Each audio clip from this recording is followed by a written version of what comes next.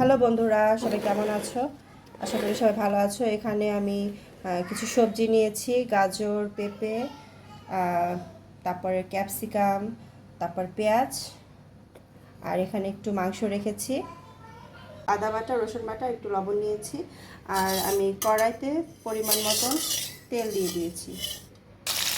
তো বন্ধুরা, এখানে আমি পেঁয়াজ, রসুন আর লবণটা দিয়ে দিয়েছি। এখন এর মধ্যে আমি মাংস অ্যাড করে দেবো। এর মধ্যে আমি মাংস অ্যাড করে দিচ্ছি এবং একটু ভেজে নিচ্ছি।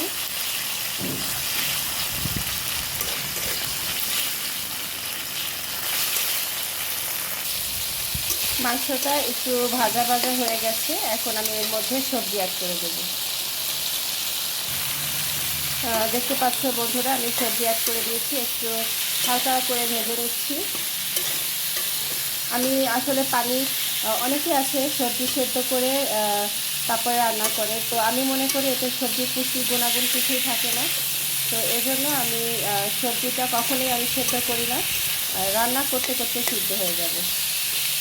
একটু ভালো করে কষিয়ে নিই, তারপর এর মধ্যে পানি অ্যাড করব। বন্ধুরা, এই পর্যায়ে আমি কয়েকটা গোলমরিচ অ্যাড করে দিচ্ছি। তোমরা চাইলে এখানে গোলমরিচ গুঁড়া করেও অ্যাড করতে পারো, কিন্তু আমি আসলে সব কিছু শর্টকাট প্রসেসে করি। আস্ত গোলমরিচ আমি কয়েকটা 6-7টার মতন দিয়ে দিয়েছি। ভালো করে একটু ভাজা ভাজা হালকা হয়েছে, এর থেকে আর বেশি ভাজা ভাজা করবো না, তাহলে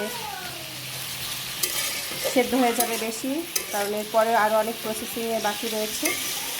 তোমরা চাইলে গোলমরিচ গুঁড়ো করতে পারো, কারণ আমি আসলে শর্টকাট পদ্ধতিতে আসলে বেশি রান্না করি। আস্ত গোলমরিচ দিয়েছি, তোমরা চাইলে গোলমরিচ গুঁড়ো করেও দিতে পারো। তো এইরকম যখন সবজিটা ভাজা হয়ে আসে, খুব সুন্দর গন্ধ আসে। আমি এর মধ্যে এখন পানি অ্যাড করে দেব। তো এখন আমি এর মধ্যে পানি অ্যাড করে দিচ্ছি। তো এখন পানি দিয়ে আমি এটা কিছুক্ষণ সেদ্ধ হতে দেব।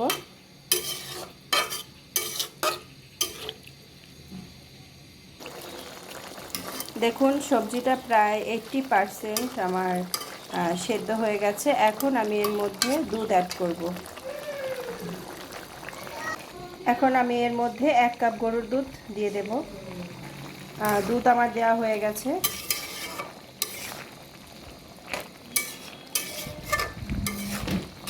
তো এখন আবার একটু সময় রান্না করব। এখানে আমি একটু কর্নফ্লাওয়ার গুলি নিয়েছি, সাথে একটু লবণ অ্যাড করেছি। তো এখন আমি এটা দিয়ে দিচ্ছি। তো এখানে এখন আমি কিছু কাঁচামরিচ নিয়েছি। আপনারা চাইলে ঝালটা পরিমাণ মতন আপনাদের বাড়িয়ে নিতে পারেন, কমিয়ে নিতে পারেন। আসলে আমরা বেশি ঝাল খাই না। রান্নাটা প্রায় আমার কমপ্লিট। এখন আমি এর মধ্যে ক্যাপসিকাম অ্যাড করব।